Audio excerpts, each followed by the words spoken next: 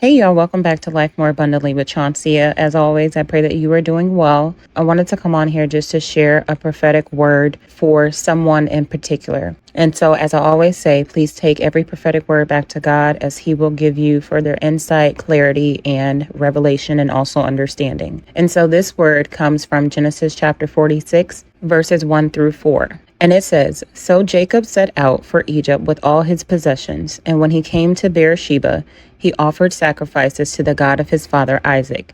During the night, God spoke to him in a vision. 'Jacob, Jacob,' he called. 'I am here,' Jacob replied. 'I am God, the God of your father,' the voice said. 'Do not be afraid to go down to Egypt, for there I will make your family into a great nation. I will go with you down to Egypt, and I will bring you back again. You will die in Egypt, but Joseph will be with you to close your eyes.'"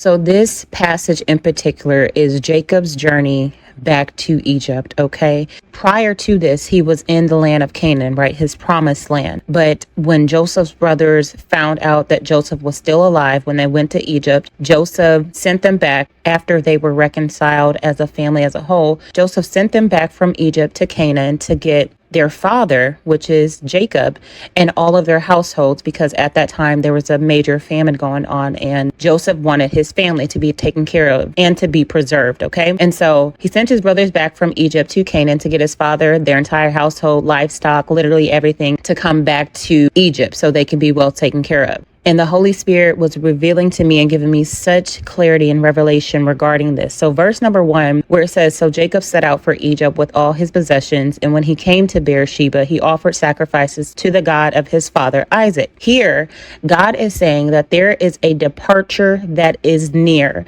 For someone in particular, there is a departure that is coming, okay? Someone is coming for you or calling for you to abide with them, okay? Just as Joseph sent for his father to depart from Canaan, okay, to depart from the land that was considered the promised land, but there was a famine there. There was a lack there. And God was ushering Jacob out of that place to come into a place of flourishing, to come into a place of abundance, to come into a place of reconnection, okay?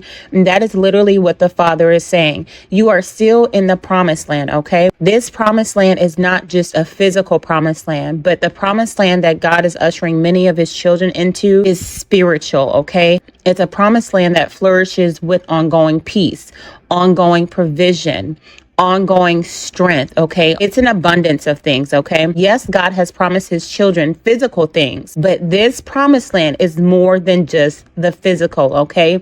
It goes down through your bloodline, generation to generation, okay? Curses have been broken, okay? God is saying there is a flourishing and abundance and reconciliation and reconnection in this place that he is ushering you into, in this place that you are being asked and requested for, okay? Joseph requested for Jacob to leave Canaan and to come to Egypt. God is moving. Whoever this word is for, God is moving you, okay? I know that where you currently might be may have seemed like a place of permanency, but God is saying it's now time to move. It's now time to transition, okay, into this new place. Verse 2 says, "During the night, God spoke to him in a vision. 'Jacob, Jacob,' he called. 'I am here,' Jacob replied." God is saying, listen when I speak to you. I am speaking and showing up to you for a reason, okay? Please know that anytime that God speaks to you, it is for a reason. He's not just speaking just to speak or to hear his voice. He is speaking for a reason. There are things that he needs you to do. There are things that he needs you to prepare for. There are moves that he needs you to make. There are things that he wants you to be made aware of so you are not caught off guard, okay? Listen when I speak. God is saying, listen, my child, just be still. I don't need you to speak in this moment. I need you. This is the hour to listen. Listen to my voice. Follow my voice. Obey my voice. Value my voice, because God does not speak to just anyone. God does not speak to everyone. Does he love everyone? Absolutely. But he does not have intimacy with everyone. And that's by choice. We all have the opportunity to come into relationship with God. Some reject it, some receive it.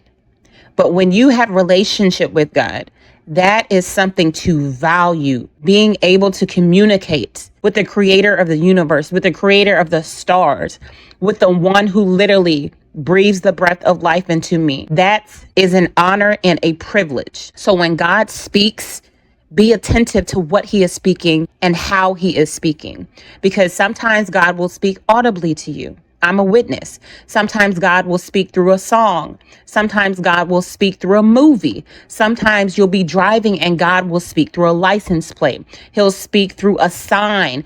He'll speak through people. Be attentive to how God is speaking.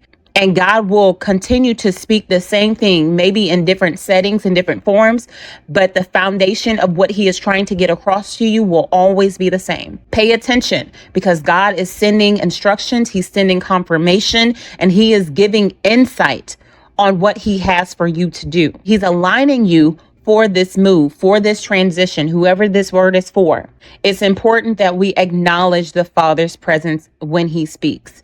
I love here in verse number 2 where it says, Jacob, Jacob. God called Jacob's name twice, okay? Anytime you see something twice in the Bible, God is speaking, okay? Speaking. In other words, pay attention. And then Jacob's reply was, here I am. Jacob acknowledged that he heard God. He acknowledged God's presence. And God is saying, when I speak, acknowledge me. Acknowledge me. When I wake you up in the middle of the night, acknowledge that I'm speaking to you. Acknowledge that I want to spend time with you. Acknowledge that I want to give you revelation. Acknowledge me. Verse 3, it says, I am God, the God of your father, the voice said. Do not be afraid to go down to Egypt, for there I will make your family into a great nation.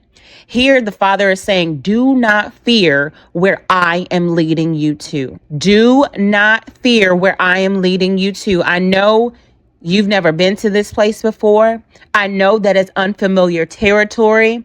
I know that you don't know where the provision is going to come from and how things will play out when you go there, but I am sending you. And if I am sending you and I am ushering you into this place, I am escorting you to this place, I'm going to take care of you.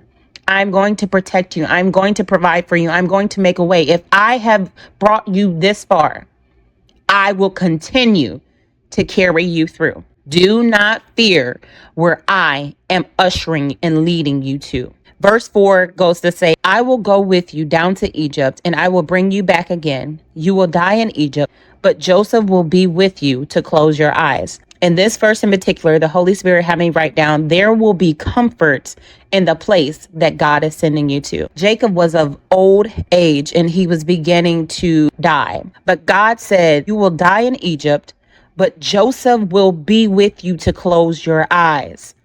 Joseph was Jacob's form of comfort because, mind you, Jacob had been isolated from his father, sold into slavery by his brothers. But God did his thing with taking care of Joseph and prospering him. And now in chapter 46, we see Joseph is the governor. He's the second in command to Pharaoh. Through all he went through, God positioned him and promoted him to being second in command. And so he's reaching back to take care of his family. In spite of what they did, it all worked together for Joseph's good. And so Jacob, not having Joseph, was causing him to deteriorate all the more. Stress, worry, his health declining. And so now God is allowing that reconnection to come into play before Jacob dies. He is allowing Jacob to be comforted by the thing that he longed for the most. My God, and I feel this for kingdom marriage. God is allowing you to be comforted by the thing that you have been craving and yearning, desiring the most, because you have stood for this promise. You have waited for this promise. I can just imagine Jacob having some type of hope regarding Joseph. And I really encourage you to go back and read the story for yourself. But I feel this so strong for kingdom marriage. Someone in particular, this place of comfort is going to come through your kingdom spouse. It's going to come through your union, your marriage, whoever that is for. I pray that you are encouraged. I pray that you take heed. I pray that you don't just overlook it as just another prophetic word. But every time that God gives a prophetic word, it is for a reason. It's not for us just to hear it and just move on with our life. No, God is speaking. And it's up to us to take that word back to God so that he can give us further revelation and clarity in how to apply it to our lives. So I love you with the love of the Lord. And until we meet again, God bless.